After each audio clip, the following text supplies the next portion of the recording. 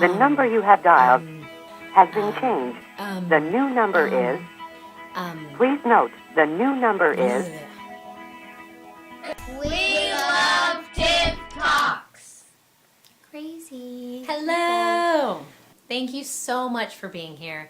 My name is Tiffany Peterson. The first topic that I would love to talk about is all about feeling your feelings and how it's okay to feel your feelings. It's totally okay. It's more than okay. It's needed.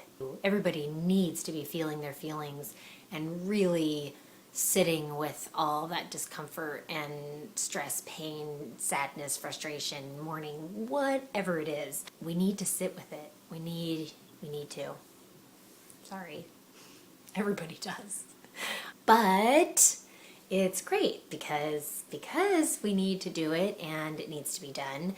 There is so much hope and there's so much positive and so much healing that's going to be coming from it.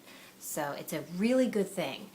I don't know about you, but my feelings change all the time. Like can be happy one minute, I can see a video and then be sad, or I can be sad and then hear a song and be happy, or I could be happy and then feel grateful and then sad and then mad and then whatever. I mean, our feelings are always changing. They're always changing, and they're always going to be changing because we're experiencing different things in our life.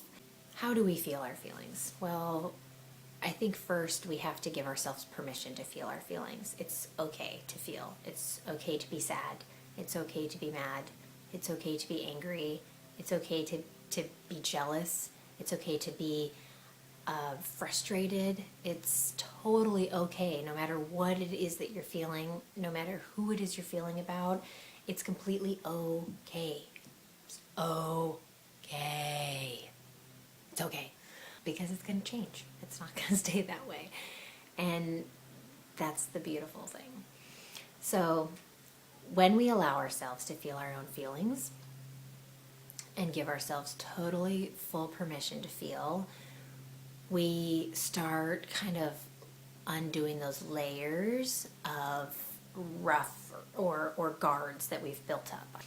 I know for myself, I have definitely built guards up in my life. Like there were times where I was hurt in the past, and instead of really feeling the feelings because it was way too uncomfortable to go into those feelings at that time, I just kind of put a guard up and was like, well, I'm just going to make this boundary, and this, nobody like this will ever, be in my life kind of thing. And what wound up happening was those feelings never got felt, they never got released, and they never got transformed into something else. So they've been they were just sitting in my body. And so as I've been feeling them, it's like layer by layer, these things just come out. And I don't know how to describe it these these visuals. So really sit with yourself. When you have a feeling come up, sadness, anything, just really sit with yourself and say, it's okay, I'm feeling this, and let it guide you. Just follow the feeling little by little, let it guide you down the path. It's going to take you somewhere. You will be fully guided, promise. And it's really important that in this time that we're allowing ourselves to feel our feelings, that all those chatty monkeys aren't putting us down while we're doing it, like, oh, you're so stupid to feel this, or, oh, nobody would feel this. It's really important that our inner voice is gentle with ourselves and kind with ourselves, especially in these times when we are not feeling connected to that joyful, natural place. So really, truly, be gentle with yourself. Be kind. Be kind. Be gentle. Okay. So, feeling your feelings, allowing yourself, giving yourself permission, fully letting it release and fully following it, because it will transform into something else. And a great example of that is if you've ever had a breakup. If anybody's ever had a breakup before, whether it's a friendship, whether it's a boyfriend or girlfriend or whatever it is, if you've ever had a breakup with somebody, you have gone through the roller coaster of emotions. You can't help it because you are, you sometimes a wreck. So you go through all those emotions, the sad, the this, the that, anger. I call it the emotional roller coaster. You go through the emotional roller coaster, the tips and turns and everything that it does for you. And then when you get off the ride, you're like, you feel so empowered. You feel like, I can conquer the world. I can kick some ass. You know, I mean, you just feel so on fire and so empowered and so in your body and so in a state of I guess the only word I really can think of is empowerment. That's just one example of how feeling your feelings transforms into something else and brings you to a different place, brings you to either a place, usually it's always a place of empowerment, but a place of empowerment with kindness, with compassion, with understanding. There's all these beautiful things that happen when we feel our feelings and really truly allow ourselves to just go with it. Another important part of feeling your feelings is allowing other people to feel their feelings, allowing them to be wherever they are in their path. It's a lot easier said than done, because I'll just speak for myself, but I know there's a lot of you out there where you want to help. You see somebody hurting, you see somebody struggling, you want to come in and help. You want to come in and show them, tell them, just give them these tools or give them something to help them so that they won't be in that space anymore.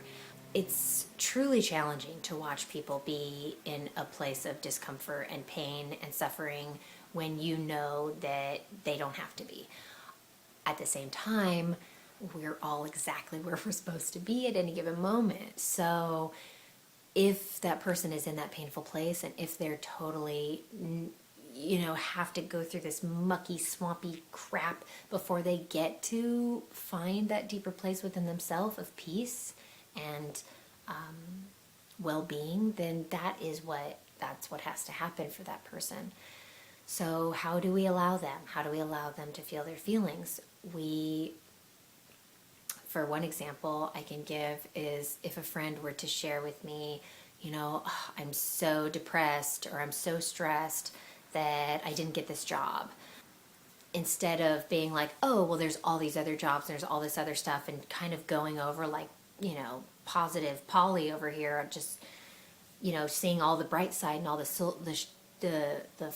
silver linings, which is something that personally I do. Like, I have to catch myself because I'm always wanting to see the positive and always wanting to find the silver lining and be like, oh, but it's okay. If my friend is sharing with me that she's stressed because she didn't get this job and she's sad, pissed, whatever, the way that I hold space for her or him and the way that I allow them to feel their feelings is just by putting myself into their shoes.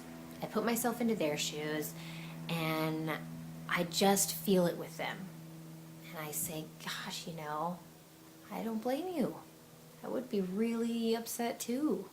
Maybe I'd feel this or maybe I'd feel that. And then, then they sit with it and they're like, yeah, me too. I know, and they're able to really feel that safety net and that safe comfort space where you are really being heard and you're really sharing that space of validation and comfort and compassion.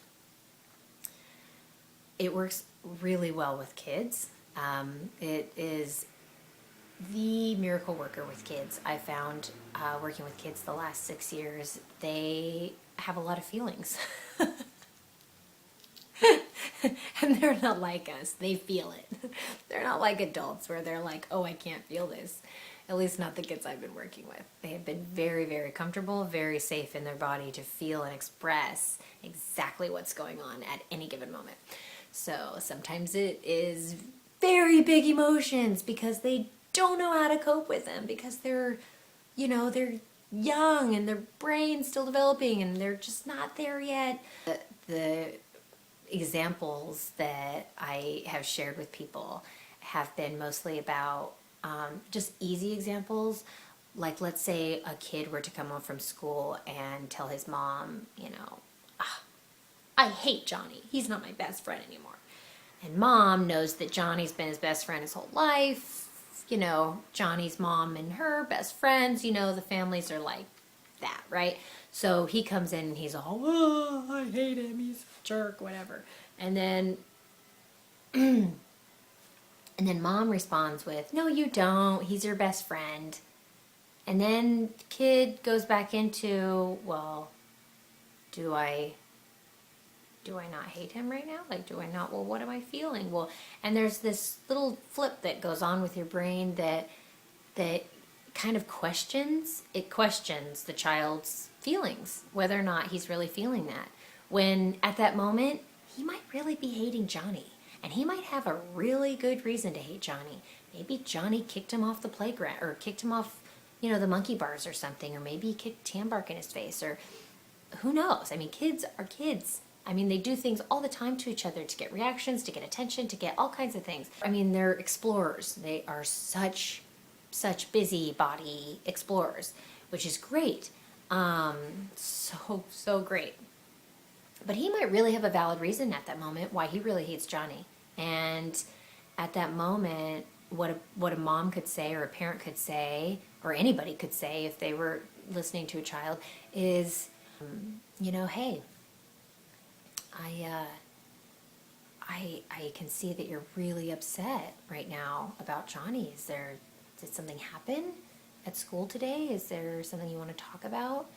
Then the kid feels safe. They feel safe.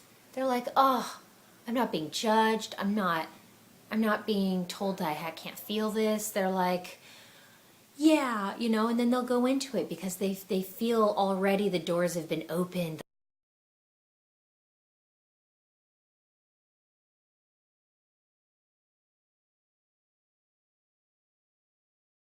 Invalidating your kids, or invalidating any child or any other person, human being.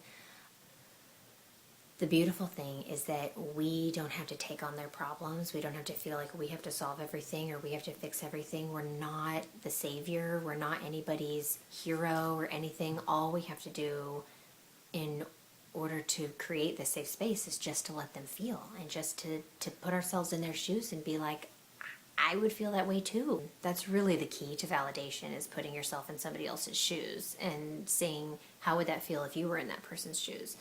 Then you're able to be like, oh wow, you're able to connect to the compassion and understanding and certain things that maybe you're not able to before, because at that other time you're just like, you know, wow, but you did that. You don't have to try and change each other's feelings or try to put any type of pressure on anybody for whatever they're feeling. It's okay. They can feel it because it's going to transform. It's going to get released. It's going to transform. It's going to change.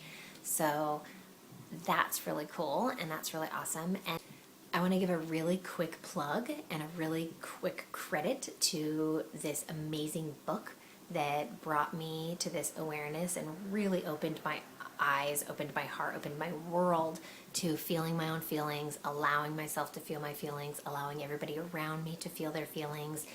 I just want to close out by just really thanking you and giving you a really big hug. So wrap your arms around yourself and squeeze yourself for me, and I love you. Thank you so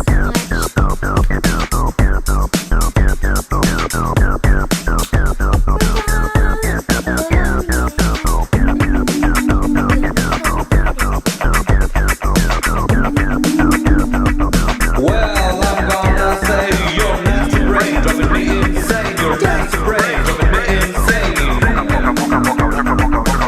Well, I'm gonna say your nasty brain driving me insane. Your nasty brain driving me insane. I have been a dork my whole life. I go, I can't believe it. I go,